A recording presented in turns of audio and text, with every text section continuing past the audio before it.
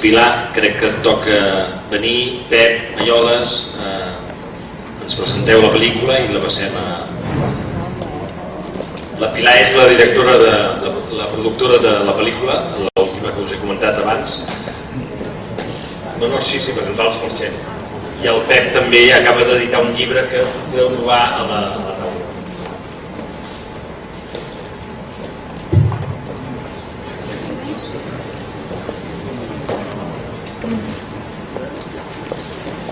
Hola, bona nit. Soc Pilar Montoliu, soc la productora de la pel·lícula que veureu ara.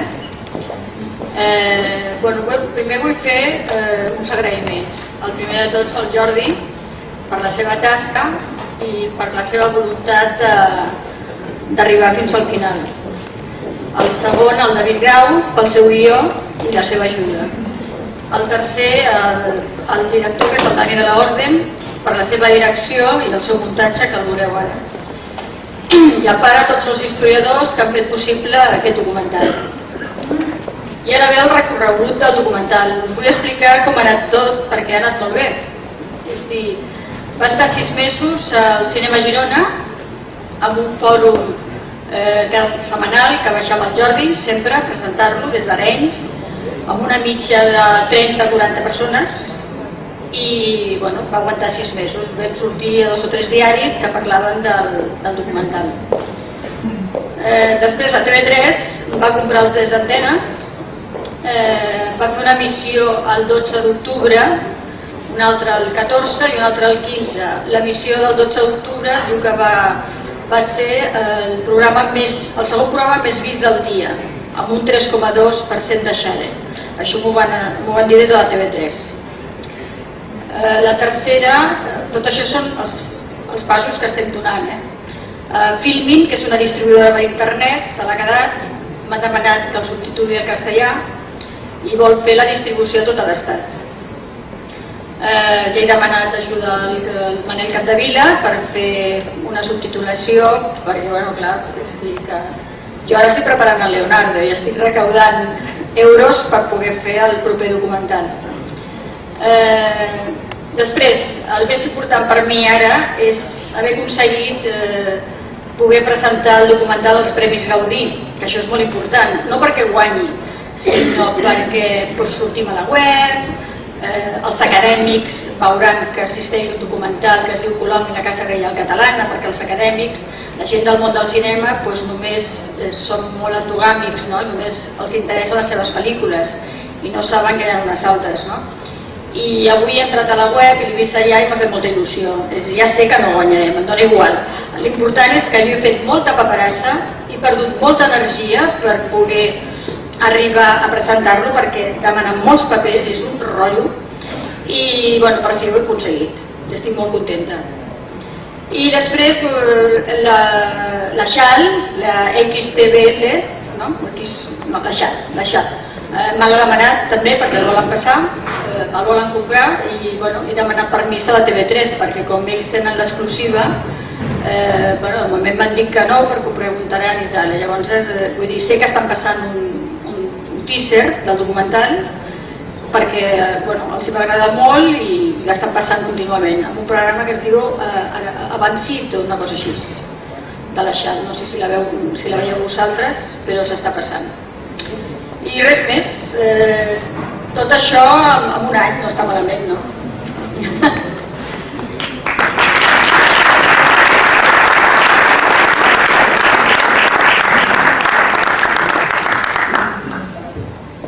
Hola, bona tarda. Bona tarda, bona nit, la gent de Flandes. A veure, 2 minuts només per dir-vos que molts de vosaltres ja l'heu vist, aquest documental, si no ha estat al Canal 33, si no l'heu vingut a veure expressament, us ho agraïm. Sabreu que dura 50 minutets, que és una de les seves virtuts, o sigui, és una cosa bastant digerible. Té aspectes millorables, en el sentit que li faltaria una mica d'informació gràfica per tota aquella gent que no està basada als temes històrics i a aquest període de la història, doncs li faltaria una mica d'informació gràfica a nivell d'arbres genealògics, fins i tot també alguns mapes.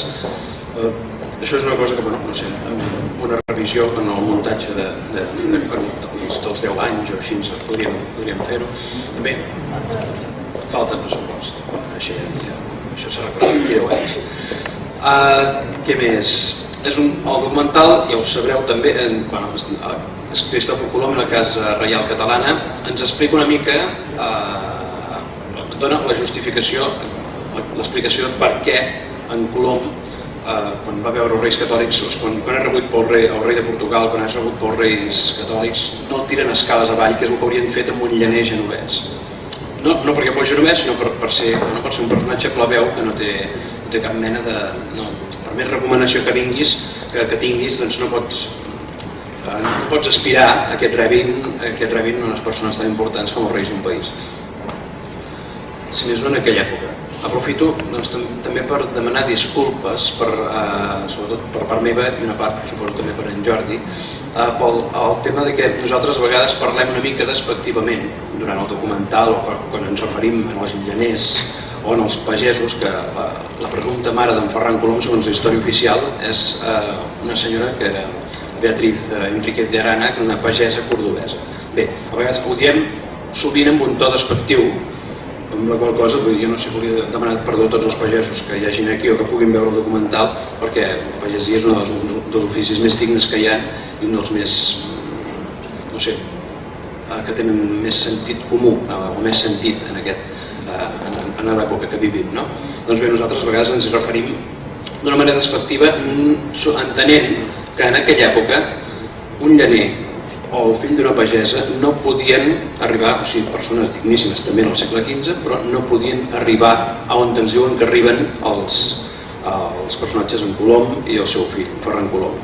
En aquest documental es parla precisament d'això, de com un personatge que fins ara no sabíem pràcticament qui era, un llaner genovès, un senyor, aconsegueix presentar un projecte de descoberta i no el tiren escales avall. Per què? Perquè estava enllaçat amb una de les cases reials, una de les grans cases reials europees, que era la corona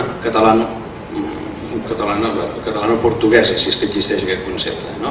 O sigui, Felipa de Coïmbra, l'esposa de Joan Colom i Bertran, era infanta reial, neta del comte d'Urgell, que és el senyor que hauria hagut de pujar al tron de Catalunya a la mort de Martí l'Humà. Per part meva, res més, només agrair-vos la vostra presència aquí, fins i tot si sou repetidors a l'hora de veure el documental, sempre és bo per relligar informacions, i res, bon visionat i fins demà.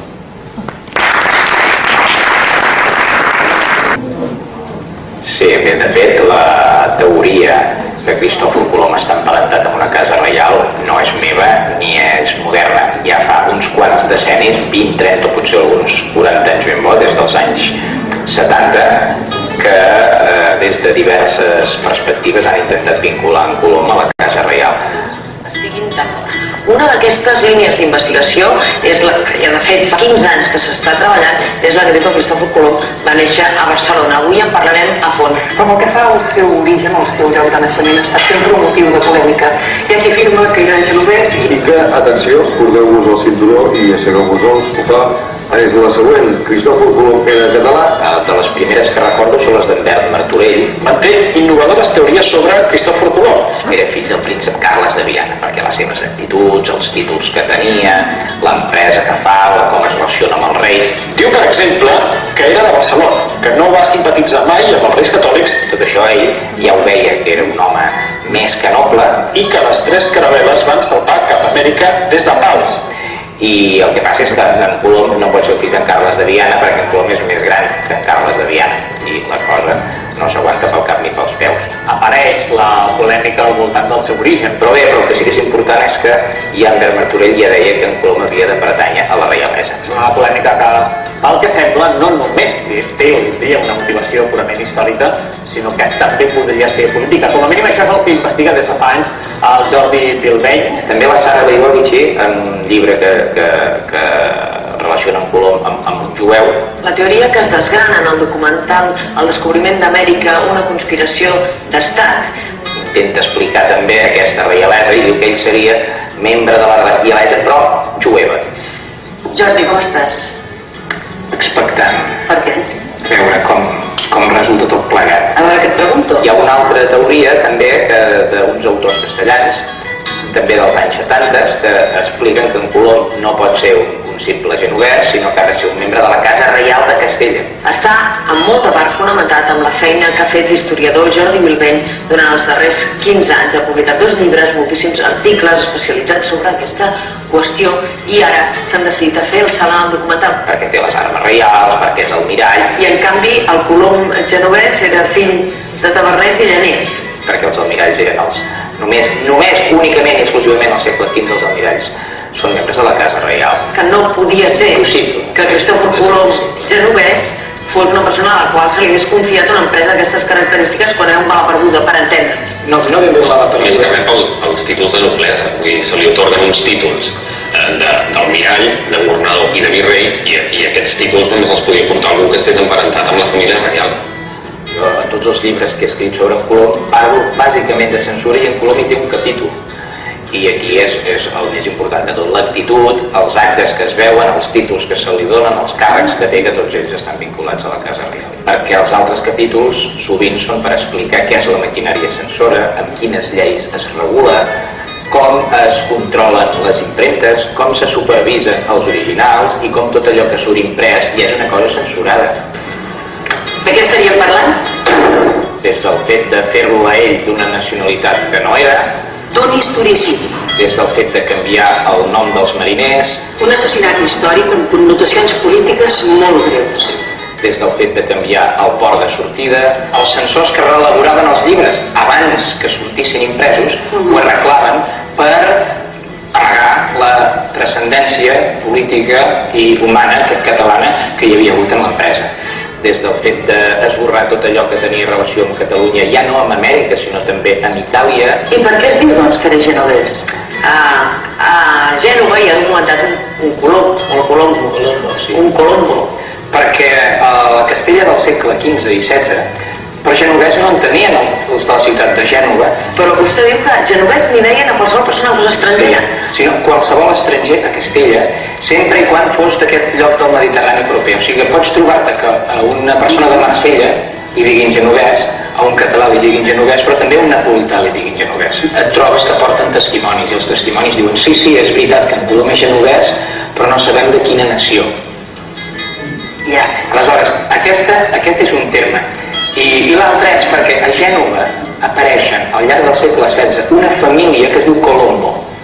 Jo recordo que quan era un criu la meva mare em deia que el seu pare li deia per tradició familiar que es havia passat als avis, deien que els seus avis deien que Colom era català. Aleshores intenten passar el nom d'aquest Colom català al Colombo genovès, dient que era la mateixa persona, però que no era, perquè el Colombo genovès era un llaner i el Colom català, els Colom català, perquè també hi ha altres Colom, a més d'ells, doncs són polítics, religiosos, corsaris. El mètode científic és el mateix sempre. Es parla de palos de Moder, es parla que surten de Sevilla. Nosaltres partim d'unes dades experimentals, amb aquestes dades es desenvolupa una hipòtesi. Sí. Es parla que surten de les costes d'Espanya, es parla que surten de Cádiz, del riu Guadalete, de Palos de Portugal. Després una teoria, i aquesta teoria el que fa és explicar els fets experimentals o fer unes prediccions que s'haurien de complir. De les Canàries, del lloc.